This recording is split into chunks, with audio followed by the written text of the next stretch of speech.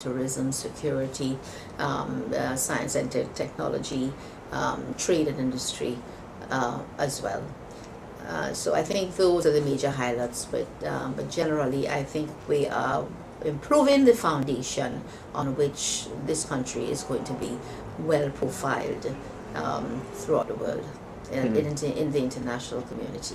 Minister, we can see that you've had a very busy 2 years, and your ministry and by extension the PNM government has done so much to put Trinidad and Tobago on the world stage, and it engenders a feeling of pride and achievement not just for Trinidad here but throughout the world.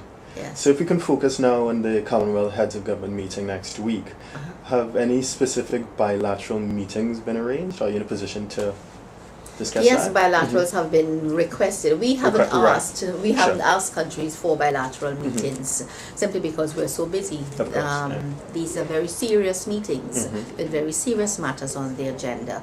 But yes, countries have already begun asking, and some of those would be Canada, Singapore, India. India has asked specifically to deal with trade matters, and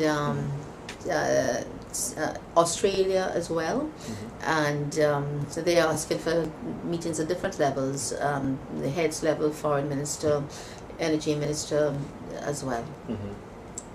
Okay, so the topics would be trade, energy, the usual topics we would expect. Would we be playing any role in the climate discussions?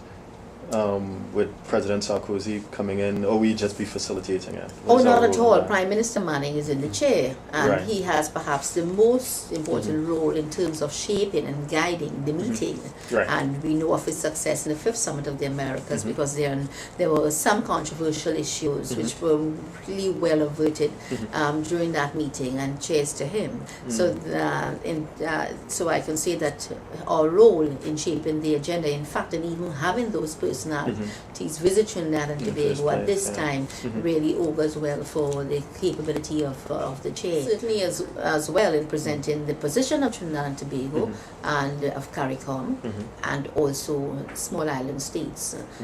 Prime Minister of Grenada, who is chair of AOSIS, this is the Alliance of Small Island States, will be here as well, and he too will have a significant role to play on behalf of small states in the climate change agenda. As you know, small states are the ones who are most vulnerable, lack the capacity to deal with it, and of course they're not the offenders.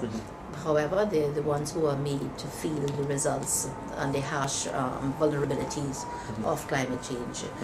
So it's an extremely important role that the chair in particular is going to play. Okay. As you mentioned CARICOM, could we look in that direction now? The Caribbean single market and economy, how is that progressing? Extremely well in terms of Trinidad and Tobago. As you know, we were just assessed by CARICOM. There was an independent body given the authority to do an assessment throughout the Caribbean. And Trinidad and Tobago has done very well. I think we have been compliant, and in terms of the number of skill certificates delivered, I think Trinidad and Tobago has done the most.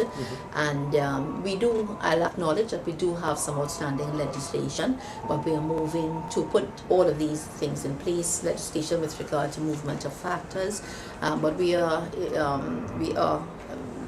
making every effort to ensure that all of these matters are addressed very early in 2010, and that we are fully CSME compliant.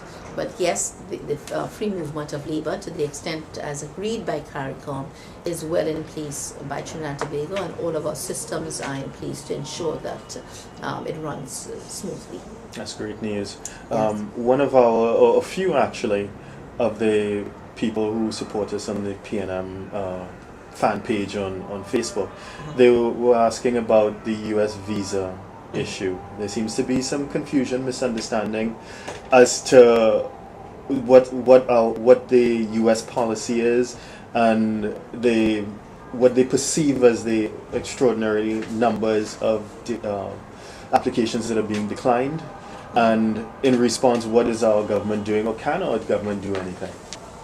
What I want to say about that is that remains entirely the domain of the United States, and so it is with every country, to decide on who enters their country and who does not. And so it is for Trinidad and Tobago. Naturally, we're quite concerned because our people are affected. We want to do the best for our people, but it's for the most part out of our hands. Understand. And what we try to do is to have meetings with them. We do that, unknown to the public. We do it on a continually, and I meet with people. I've met with persons from Washington as well on it, to impress upon them the desire of our people to visit their country, and historically how important it is as well.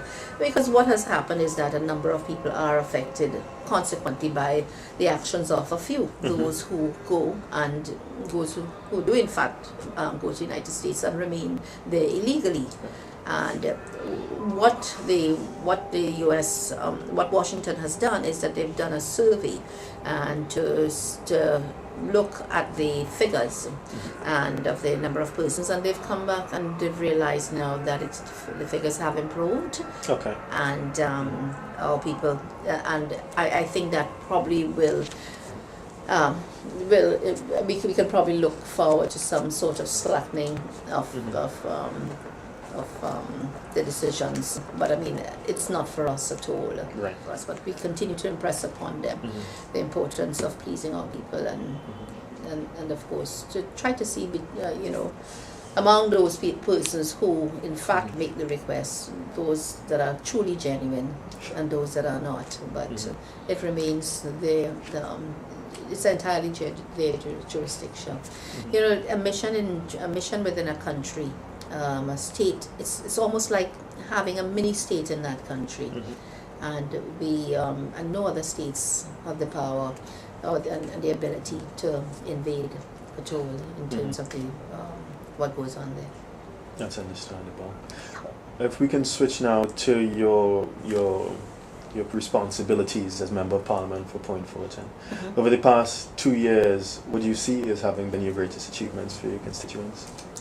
Well, I think the greatest achievement is representation.